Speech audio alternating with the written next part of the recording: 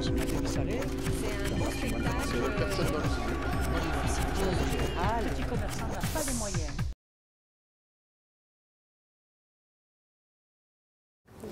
Il me semble que ce qui se passe en 2010 qui est important, c'est que on voit des grandes entreprises, des entreprises multinationales, commencer à s'intéresser à une autre manière d'avoir une activité économique qui ne soit pas simplement répondre à un taux de rentabilité supérieur à 15% ou comment est-ce qu'on enrichit les actionnaires, mais comment est-ce qu'on répond à un objectif économique d'intérêt général dans des conditions différentes.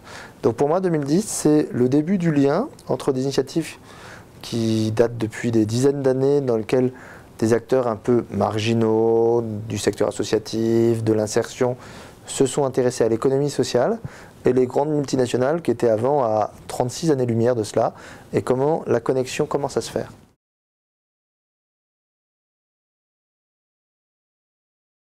Deux exemples, l'un qui est Total, qu'on a conduit à mettre 50 millions d'euros dans un fonds d'expérimentation au profit de la jeunesse. Comment est-ce qu'on a pu les convaincre? C'est de dire l'État va mettre 150 millions d'euros.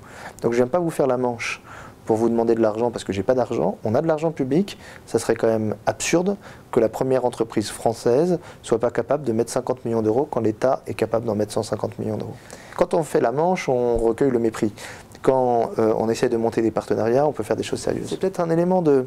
Moi, j'essaye souvent de jouer là-dessus, un élément de fierté en leur disant, écoutez, vous êtes trop forts, vous arrivez à vendre des portables à travers le monde entier, vous arrivez à fournir, produire... Et quand il s'agirait de faire du social, vous n'y arriveriez pas. Voilà. Donc si vous êtes aussi bon comme une grande entreprise, vous êtes capable aussi de faire des choses bien quand il s'agit de répondre à une finalité sociale. Sauf si vous considérez que c'est que les professionnels du social et l'État qui doivent s'en occuper. Mais dans ce cas-là, je ne comprends pas pourquoi vous gueulez quand vous payez trop d'impôts.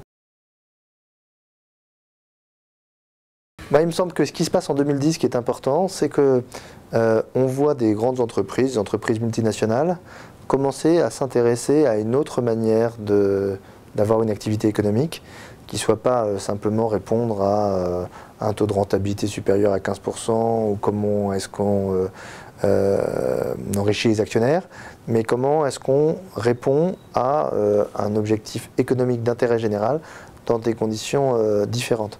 Donc pour moi, 2010, c'est le début du lien entre des initiatives qui datent depuis des dizaines d'années, dans lesquelles des acteurs un peu marginaux du secteur associatif, de l'insertion, se sont intéressés à l'économie sociale, et les grandes multinationales qui étaient avant à 36 années-lumière de cela, et comment la connexion commence à se faire. Pour faire avec